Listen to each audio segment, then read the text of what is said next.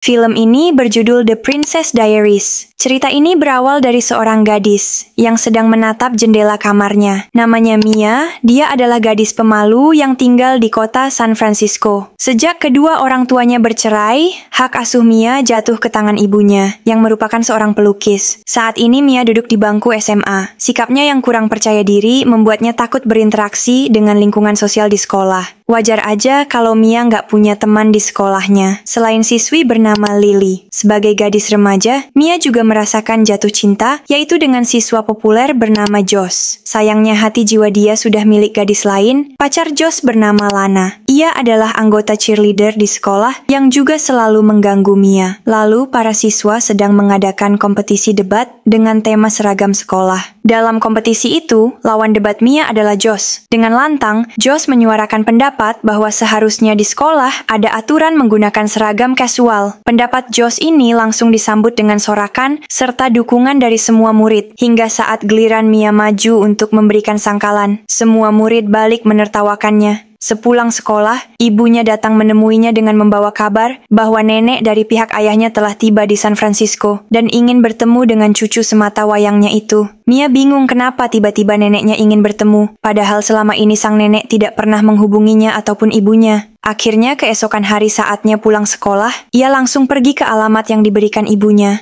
dan tiba di depan rumah mewah. Kedatangannya disambut hangat oleh kepala pelayan. Mia diantar masuk dan untuk pertama kalinya ia pun melihat wajah neneknya. Di sini kita diberitahukan bahwa sang nenek adalah ratu dari kerajaan kecil di Eropa, yaitu kerajaan yang bernama Genovia. Serta alasannya ingin bertemu Mia adalah untuk menyampaikan kabar duka mengenai kematian putranya yang tak lain adalah ayah Mia. Karena putra mahkota telah tiada, maka neneknya akan mewariskan tahta Genovia sepenuhnya kepada Mia selaku pewaris yang masih tersisa. Awalnya Mia nggak yakin dengan apa yang dikatakan neneknya barusan, tapi melihat sikap si nenek yang begitu serius, ia pun sangat terkejut dan masih nggak percaya bahwa dirinya adalah calon putri yang akan memiliki tanggung jawab besar atas suatu kerajaan. Neneknya berjanji, sebelum Mia dibawa ke Genovia untuk memimpin kerajaannya, mengajarinya cara bersikap layaknya seorang putri serta akan merubah penampilan Mia secantik mungkin. Namun Mia yang belum siap akan hal tersebut kemudian menolak dan melarikan diri.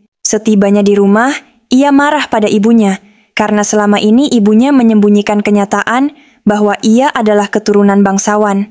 Ibunya kemudian bilang setelah ia bercerai dengan ayah Mia, keduanya sepakat untuk membiarkan ia tinggal bersama ibunya agar Mia kecil bisa memiliki masa kanak-kanak yang normal. Rencananya baru akan diberitahu ketika usianya mencapai 18 tahun. Tapi dengan meninggalnya sang ayah, Mia pun akhirnya jadi tahu rahasia itu lebih awal. Di usianya yang saat ini 16 tahun. Di hari berikutnya, sang nenek menemuinya dan ibunya. Neneknya berniat akan segera mengumumkannya sebagai penerus kerajaannya kepada pers. Namun Mia dengan menentang niat sang nenek. Ibunya lalu membuat kesepakatan di antara mereka berdua. Mia akan tetap belajar menjadi seorang putri, namun setelah itu ia berhak menentukan pilihan. Apakah dia ingin menjadi putri bangsawan atau tidak? Karena biar gimana pun di usianya yang baru 16 tahun, ia belum siap ditunjuk menjadi pemimpin suatu kerajaan. Setelah keduanya setuju, Ratu lalu mengenalkan Mia kepada kepala keamanan bernama Joe, yang ditunjuk untuk menjaga dan memastikan keselamatan Mia, sampai Mia dinyatakan sebagai putri Genovia. Untuk melakukan perjalanan ke sekolah, Mia difasilitasi sebuah limusin dari neneknya. Di perjalanan Mia meminta Joe untuk menjemput sahabatnya Lily, yang membuat dirinya takjub. Mia datang dengan mobil sedan paling mewah tersebut. Sepulang sekolah Mia pergi ke tempat neneknya untuk memulai pelajaran pertamanya sebagai seorang putri. Melalui asistennya,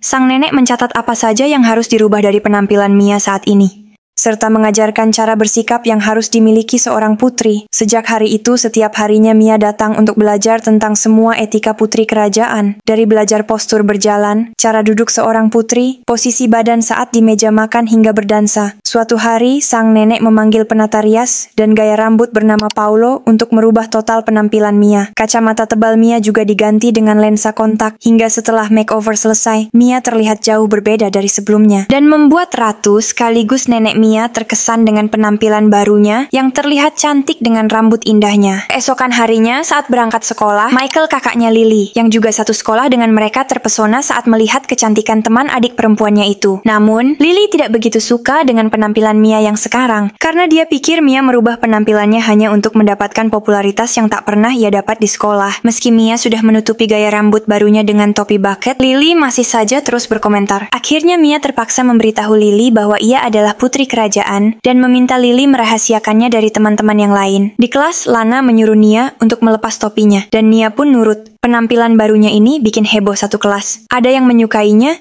ada juga yang mengejeknya. Pada hari berikutnya, Michael berusaha mengajaknya untuk ikut menonton latihan bandnya di hari Sabtu nanti. Mia pun menerima ajakan Michael. Saat tiba di gedung sekolah, mereka melihat ada banyak wartawan berkumpul. Kedatangan Mia langsung menjadi sorotan. Ternyata yang sedang ditunggu para wartawan ini adalah putri Mia. Mia pun langsung diserang pertanyaan-pertanyaan yang membuatnya kebingungan, hingga ia langsung menerobos ke dalam sekolah. Ketika Mia sudah merasa tenang, nenek dan ibu Mia datang menemuinya di sekolah untuk mencari tahu siapa orang yang sudah membocorkan rahasia tersebut. Tak lama kemudian, Joe membawa Paulo masuk. Paulo mengaku bahwa yang telah mengatakan tentang Mia kepada media adalah dirinya. Ia melakukannya bukan untuk mendapatkan uang, melainkan ketenaran. Paulo ingin dunia tahu bahwa Mia bisa cantik seperti sekarang ini adalah karena polesannya. Beberapa hari kemudian, dalam suatu acara makan malam, nenek Mia memperkenalkan sang cucu kepada beberapa bangsawan dari seluruh dunia. Awalnya makan malam berjalan cukup baik, sampai pada saat Mia nggak sengaja membakar lengan baju salah satu tamu. Ketika Mia mencoba mengambil buah anggur yang jatuh ke lantai, ia membuat tamu di sebelahnya tersandung hingga terjadi kekacauan. Atas kejadian memalukan tadi membuat sang nenek selaku ratu cuma bisa nutup muka. Namun, hal yang dianggap petaka bagi ratu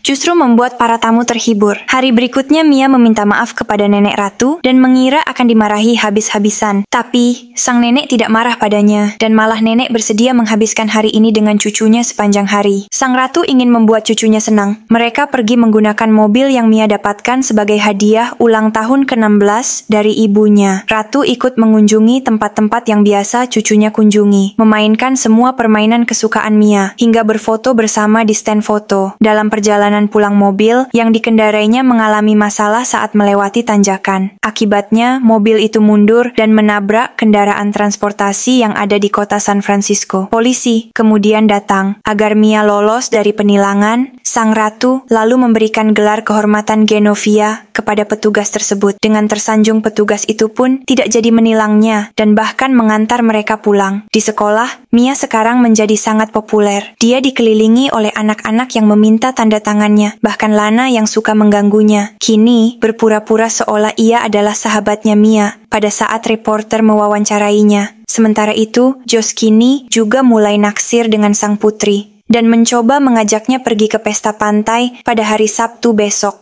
Josh bilang kalau hubungannya dengan Lana telah berakhir. Mendengar hal tersebut, Mia pun langsung setuju. Mia mendatangi Michael untuk meminta maaf karena ia lebih milih menerima ajakan Josh ketimbang Michael. Dan tentu Michael yang sudah lebih dulu berharap sangat kecewa dengan keputusan Mia. Di pesta pantai itu, Mia terlihat senang bisa berada di samping pria yang selama ini menjadi pujaan hatinya. Keduanya menghabiskan malam dengan berdansa sampai reporter datang mencari Mia. Josh membawanya bersembunyi di gubuk. Setelah keadaan dirasa aman, mereka pun keluar. Ternyata, dugaan mereka meleset. Di saat banyak paparazzi yang meliput, dengan paksa, Josh menciumnya agar dirinya ikut masuk pemberitaan. Keesokan harinya, setelah kembali ke rumah dengan perasaan malu, Mia menangis di pelukan ibunya atas kejadian di pesta pantai tersebut. Berita tentang kelakuan sang putri pun trending. Nenek ratu kecewa. Mia meminta maaf dan mengakui bahwa dirinya tidak pantas menjadi seorang putri kerajaan. Meski begitu, ratu masih akan mengajaknya ke acara tahunan Genovia. Dan Mia boleh membawa teman-temannya kecuali siswa bernama Josh. Setelah pergi Mia, Joe mencoba meyakinkan ratu agar ia memahami sisi usianya yang masih remaja. Joe juga bilang kemungkinan status sosial yang dimiliki Mia saat ini sengaja dimanfaatkan teman-temannya untuk pansos. Joe percaya Mia sudah siap mengambil tanggung jawab sebagai pemimpin negara. Setelah melihat kedewasaan Mia dari bagaimana cara ia menerima kritik dan meresponnya. Di sekolahnya juga Mia meminta maaf kepada sahabatnya Lily karena telah membuat kakaknya patah hati. Meski Lily juga kecewa, namun sebagai bersahabat, ia pun memaafkannya. Sebagai permintaan maaf, Mia mengajak Lily beserta Michael ke acara pesta tahunan Genovia di hari perayaan pesta Genovia yang akan digelar nanti malam. Pagi harinya, sang nenek menemuinya di rumah untuk menyerahkan diary yang ditinggalkan ayahnya sebelum kematiannya.